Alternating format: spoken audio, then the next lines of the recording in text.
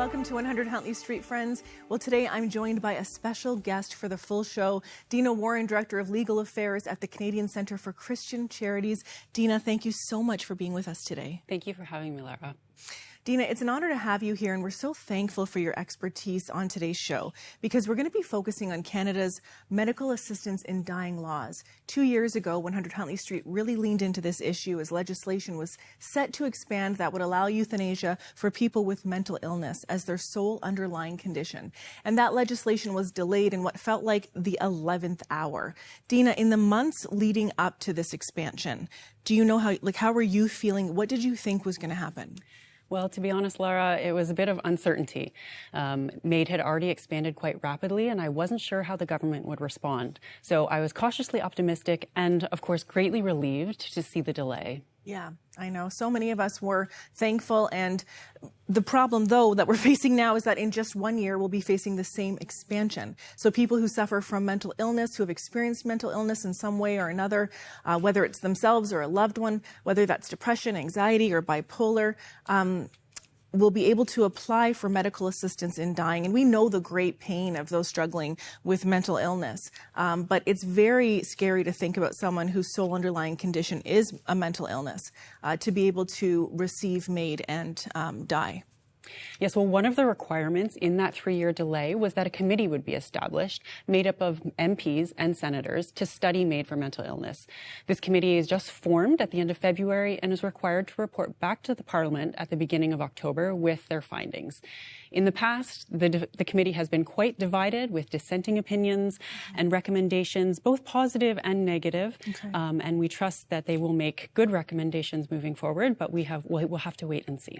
And we're going to need to pray a lot. And meanwhile, a private member's bill, Bill C-218, is expected to enter debate in mid-April, followed by a vote. So this bill would remove medical assistance in dying for mental illness alone. Deina, I recall a similar private member's bill a few years ago that wasn't passed, but it did turn the tide on the discussion around expanding MAID for mental illness.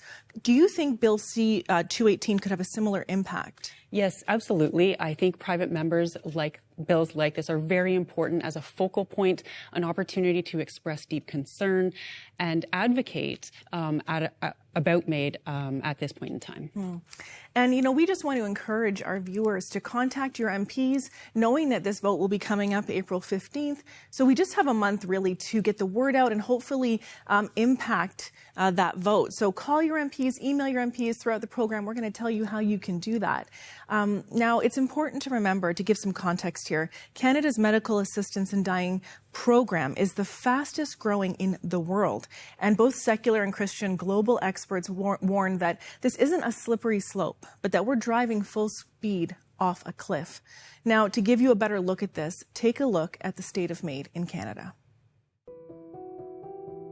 More than 75,000 Canadians have chosen to end their lives with medical assistance in dying since it became legal in 2016. And the number of people choosing euthanasia keeps rising by 30% each year. Are people accessing MAID because care and support are inadequate? I know that so many people with disabilities are not choosing MAID because they actually want to die, but they're choosing MAID because the waiting lists for the supports they need to live well are much longer than the reflection period required for medical assistance in dying. Only half of Canadians who qualify for palliative care are receiving it. 40% of people living with disabilities have unmet medical needs and can't access primary care.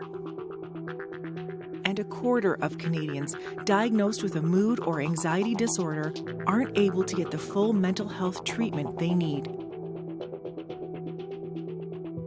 Where will they turn? What's at stake is killing people, and the civil society, not just permitting it, but actually legislating means by which people can kill themselves and others can do the killing for them. Is personal autonomy taking precedence over protecting lives? And as the expansion of MAID for mental illness is approaching, how far is too far? Today on 100 Huntley Street, critical insights on medical assistance in dying. Have we crossed the line when it comes to whose life we value and protect? Well, Deina, it's been 10 years since assisted dying became legal in Canada. And since then, 76,000 people, close to the entire population of a city like Airdrie, Alberta, or Peterborough, Ontario, have died by MAID in Canada. And that number is staggering. Can you take us back to how medical assistance in dying first became legal so we can understand how we got here? Yes, absolutely. So in 2015, the Supreme Court decision in Carter v. Canada was released. And that decision made an exception to the criminal prohibition on murder. So we're looking at the criminal code prohibiting murder, and this is an exception. And it was for very specific circumstances where there was clear consent and a grievous and irremediable medical condition. Further, this decision was made in the context of an underlying factual scenario where there was a properly administered regulatory regime, strict controls, and scrupulously monitored. Yeah. And I think that initial phase of assisted dying in Canada had a different perspective, but now, and it was focused on palliative care, whether Canadians are receiving that care is a whole other question. You know, as we just saw, only half of Canadians who qualify for palliative care are receiving it. And there are still so many gaps in end-of-life support. Many Canadians are choosing to end their lives rather than seek palliative care support at this stage. Why would you say that's a deeper concern than the original idea for what MAID was? Absolutely. In the original legislation, your death had to be reasonably foreseeable. And it's important, patients were supposed to have access and be told about palliative care options. And now as we're looking at expansion to mental health, that problem, I think, is even greater because we know about the issues in accessing mental health care supports and treatment. And often the wait list for that can actually take longer than it would to access MAID. And so it's interesting when we think about half of Canadians will be diagnosed with a mental illness by the time they're 40, and that we know things like financial strain, long wait times mean that not everyone is able to access therapists, psychiatrists, and proper treatment for mental health challenges. And so there's a very big concern, as well as understanding that some mental health challenges, we cannot tell where they'll end up or if they'll get better. Often psychiatrists will make that statement here in Canada. So when MAID is offered to people before proper support, it sends a signal to people that their life is less valued. And I think that that's something that we're really tracking here on 100 Huntley Street. This is something that Leah Malusis felt as she experienced deep depression in her teenage years. And she describes this experience so well. Let's take a look. Over time, I realized that there was a lot less joy and happiness in my life, a lot more gray, I guess, just kind of this lack of color. I didn't look forward to my days. That was kind of what I saw the future as, was going to be this, intangible pain that never really went away, that I was kind of subjected to at various points, and that it was out of my control. And so there were various things that I did to try to give myself that control, because who likes to feel like life is painful, suffering is happening to them. And so I engaged in self-harm and eating disorders, things that made me feel like I could manage what was happening. I had already started thinking about how nice it would be to not have to kind of carry this weight, carry this suffering, wake up every day and be upset that I was awake again. And so, it felt, when people then were pushing for euthanasia and assisted suicide, even before expanding it to mental illness, it felt like a targeted attack. And I felt like the belief underlying this advance in society was one that threatened my existence, because ultimately euthanasia and assisted suicide puts forward this idea that if you are experiencing suffering, that maybe life isn't worth living anymore. The message we should be putting forward is one of hope, not of maybe depression is right. Maybe there isn't actually hope for you. Our job is to come around that person, be their advocate, and say, life really does get better. You know, Laura, it strikes me that Leah is able to look back at her experience and know that her depression may be behind her, but the message that is sent when MAID's on the table about what her life is worth, no matter what she's going through, still resonates. It certainly does. And you know, Deina, I think back to my own personal experience as a teenager, experiencing significant depression in those years. And at about 17 years old, having suicidal ideation, not wanting to live, and also not getting the help I needed at that point. And that was a big time in my life where my relationship with God came into focus and I started following Jesus. But for so many Canadians out there, you know, the depths of their mental health challenges, they may not know how to get help. They may not have that spiritual hope that I encountered. And I just want to say right now to anybody watching, your life matters. Whatever valley or pit you're in, if you're struggling with mental health issues, you are deeply loved by a God who created you, and tomorrow can be different from today. There are so many people that want to support you and come around you, and some of those people are our prayer partners. They're standing by to hear you, listen to you, and to pray with you. You can call our anonymous prayer line 24/7 at 1-866-273-4444. Deina, earlier in the program, you told us how MAID became legal in Canada, what it looked like in those early stages. But how did we get to where we are today? In 2021, the MAID program expanded to include people living with disabilities. Now, this is often referred to as Track 2. So what does that mean, and how did that come about? Sure. So Track 2 means that applicants do not have to have a death that is reasonably foreseeable. This came about actually as the result of a court case in Quebec. A single judge made a decision that removed that criteria, and it was not appealed to the Court of Appeal or the Supreme Court. Instead, we had legislation implemented that removed that criteria. So if you are on Track 1, your death is reasonably foreseeable. Track 2, your death is not. And there's a waiting period for Track 2 where there is not for Track 1. And in the past, you know, we are exploring and watching all of these developments, and we're hearing troubling stories about people seeking euthanasia because disability support and treatment was not being offered. And here's a heartbreaking piece of information that's come to light for us. An Ontario coroner's report found that almost half of Track 2 deaths from MAID were from people living below the poverty line. And so we can even imagine they're probably facing the worst housing instability in Canada, as well as their physical and mental health needs not being met.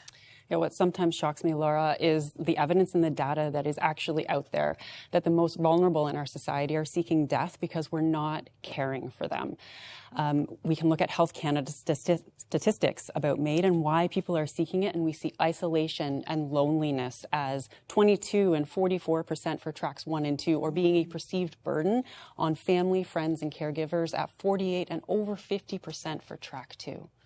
And it's interesting, too, because the United Nations has caught wind of what's happening here in Canada when it comes to offering MAID to those who have disabilities. And there is a report that they've created on this issue because there is so much global concern about what's happening here in Canada. Yes, absolutely. That report calls for repeal of Track 2, opposes expansion to mental illness by advanced directives and mature minors. Yeah, and so we're thankful, and you know, knowing that Canada's MAID laws are on the radar of the UN and the global community gives us a glimmer of hope for the situation that many Canadians will face as MAID laws expand potentially.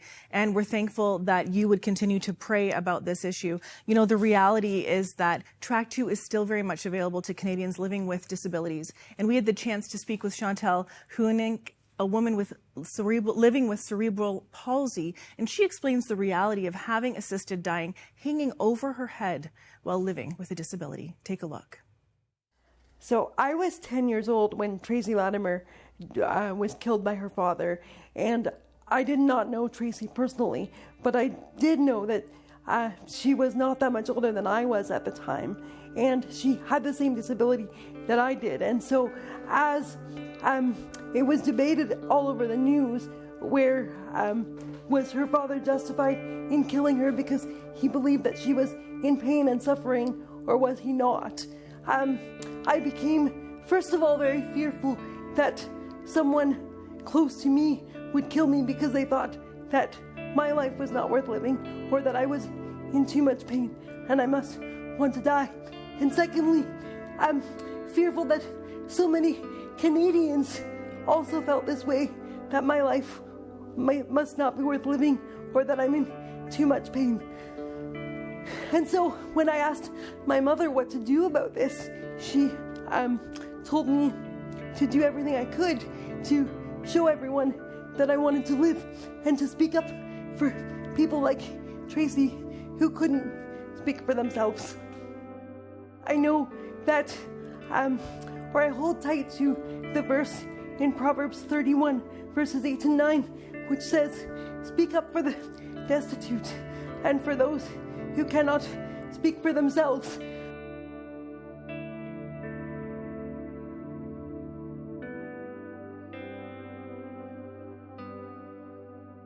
The Bible indicates the two most important commandments are to love God with all our heart, soul, mind, and strength, and to love others as ourselves. And I do not think that providing someone an avenue to die is the best thing that we can do to love them. Medical professionals and society as a whole have been undervaluing my life ever since Tracy Latimer was killed. But until Track 2 became a reality, I always thought, well, in Canada, this doesn't happen, or it happens very rarely, or we don't approve of it. Track 2, unfortunately, I think condones the genocide of people with disabilities, or at least the acknowledgement that we don't need to make the supports as extensive as they need to be for you to thrive, because it's much easier and much cheaper to help you to die. I know that so many people with disabilities are not choosing MAID because they actually want to die, but they're choosing MAID because the waiting lists for the supports they need to live well are much longer than the reflection period required for medical assistance in dying. And whenever I interact with a new medical professional or go to the hospital for any reason, I'm very quick to assert to the doctor that regardless of medical decline, I do not want MAID, and that's not an option for me.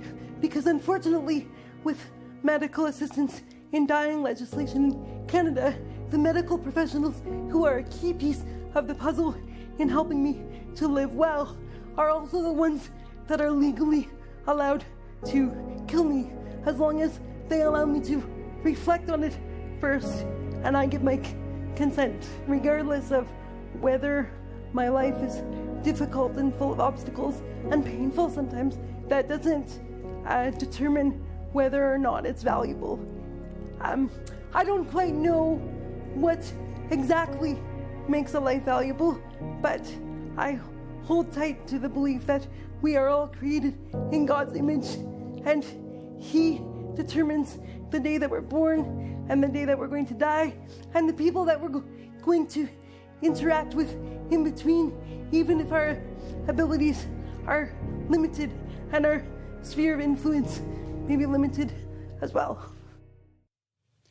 Chantal is such a strong advocate for people living with disabilities, speaking so powerfully about her own experiences that you can only imagine other people also go through. Yeah, and Chantal's faith, her courage, it speaks so loudly. You know, she's so beautifully made in God's image, and her value is as a child of God, and that is for anyone living with a disability across Canada and the world.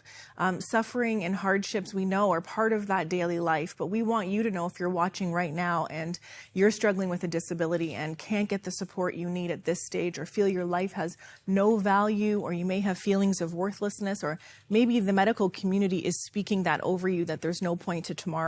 We just want to encourage you to hold tight to Chantal's words. You are beloved. You are created in God's image. There is a purpose for your life, and there are people that do want to help. And so we want to continue to encourage you. Please call our prayer lines, and they can pray with you and encourage you on your journey. You know, Deina, as we look at the state of MAID in Canada and what's been unfolding, there are also other areas where we're seeing MAID unfold in our nation much more quickly and kind of quietly, right? But it's seeping everywhere. Tell us about some of the cases you're working on, what you know about that's happening. Sure, Laura, happy to. So in Quebec, we can look to Quebec and we see that they are already implementing advance requests. Even though this is not permitted, they have adjusted their prosecutorial guidelines to say it is not in the public interest to prosecute those cases. In contrast, we see Alberta that is proposing to introduce legislation prohibiting MAID for select groups, including mature minors, that's children and teens, those with mental illness, and through advance requests. And then we also see in British Columbia, and this is a case that my organization is involved with as an intervener, an attempt to eliminate MAID-free spaces, whether hospitals or other healthcare organizations, essentially from providing healthcare. Yeah, and Deina, as you mention each of these kinds of updates, one, advance requests. We're thinking about people that make that request prior to a more significant illness taking over, right? And perhaps they've changed their mind. Maybe they're on the journey of Alzheimer's, but they've changed their mind. We don't have a way of knowing that. And of course, MAID for minors is a very real reality that could open up. When you think about how, my son is 16 and I don't have to go into the doctor's office with him anymore. They, always say that to him, your parents don't have to come in. And so what could those conversations look like if a child is struggling with mental illness, with a doctor who might think that MAID is an option? Deina, the BC case, you guys are actively working on that. Tell us of the updates on that case and how it's unfolding further. Sure. Well, to that scenario, that is one of the reasons we believe MAID-free spaces are so important. This case recently, in early 2026, had a 4-week trial and will have closing arguments in April, where the parties and the interveners, which we are one of, will make arguments before the judge, and then the decision will be made about whether, in this case, a Catholic facility is obliged to provide euthanasia on their premises. Deina, thank you so much for what you're doing and for what the Canadian Centre for Christian Charities is doing to advocate around this issue and to make it possible that there are MAID-free spaces in religious institutions like that Catholic hospital. Thank you. Thank you, Laura. My pleasure. There are other organizations deeply involved in talking about what it means for Canadians to experience these levels of MAID in our nation. One of those organizations is Cardis, and recently we got to sit down with their health director, Rebecca Vachon. She had incredible insights into Canada's Medical Assistance in Dying program, and we want to share those with you. Take a look. We already know that people are accessing MAID because of their mental illness, but they have to have other physical conditions to qualify. Allowing it for persons whose only source of suffering is that mental illness can open up the eligibility so much wider. And we know that the question of irremediability is one of the criteria to access MAID. And there's no agreement in providing mental health care that something is irremediable. There's always something new that can be tried, an adjustment to your medication, a new type of therapy. Some of the challenges are really about the barriers to mental health care that people face or that lack of social support.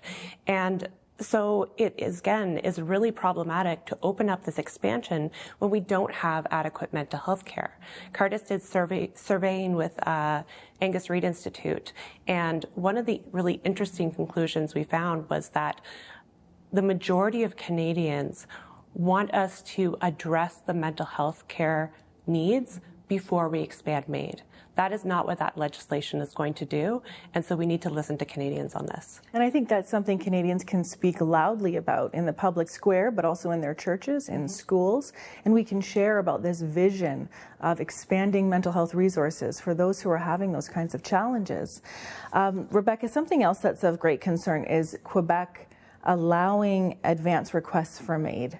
And what does that mean? What does that mean for the everyday Canadian? So this is actually something that's quite unique in the world. There are very few jurisdictions that allow advanced euthanasia requests.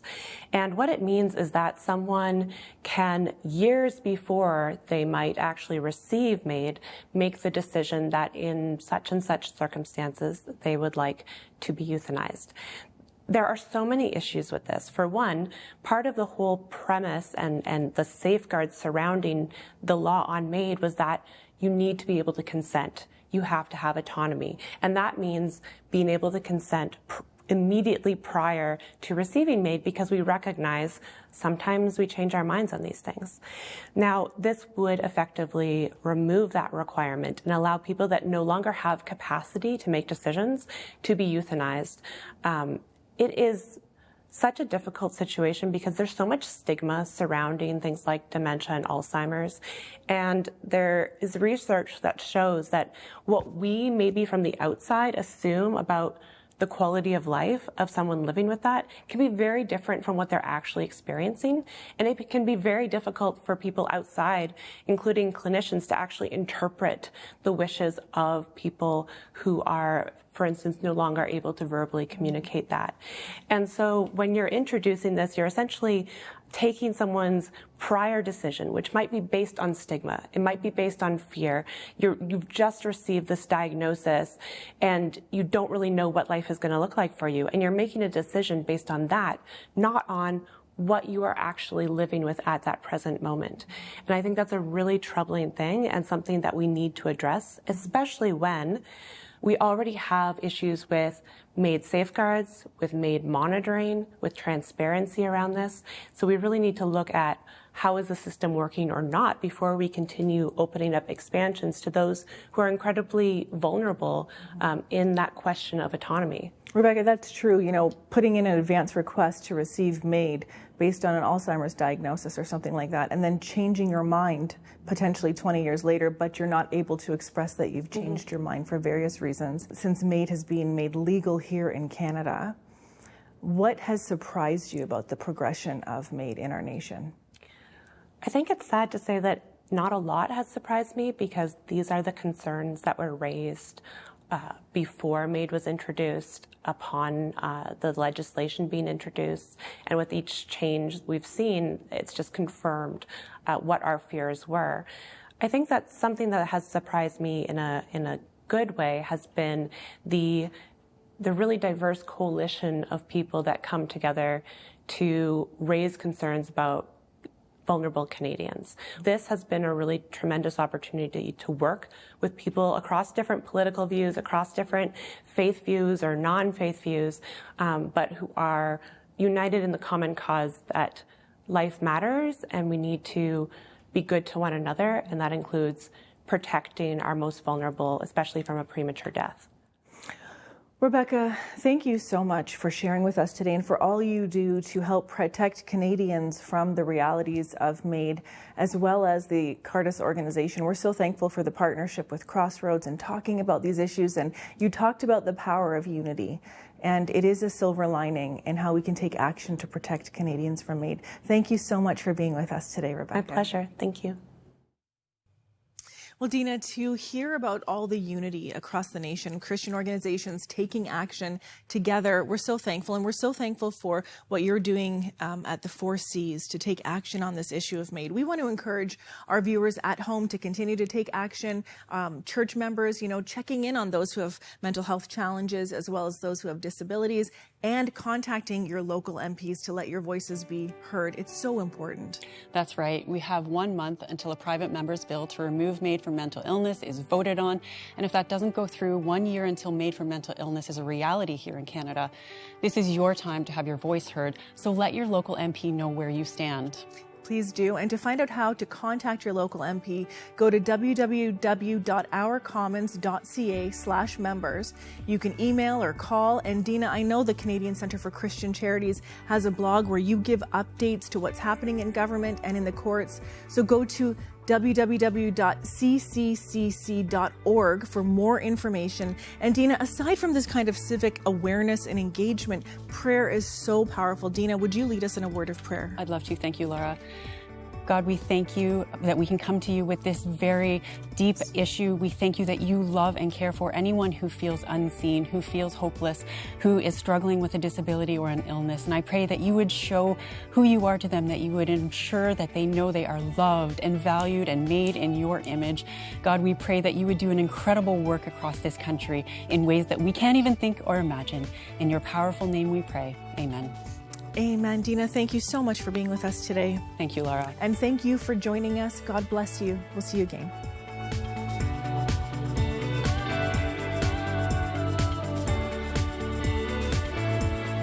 Thank you for your ongoing support of Crossroads, a supporter-funded nonprofit organization and member of the Canadian Centre for Christian Charities. Thanks to faithful people like you, we are able to continue producing 100 Huntley Street. You can write to Crossroads, P.O. Box 5100, Burlington, Ontario, L7R4M2, or visit crossroads.ca to learn more about our programs.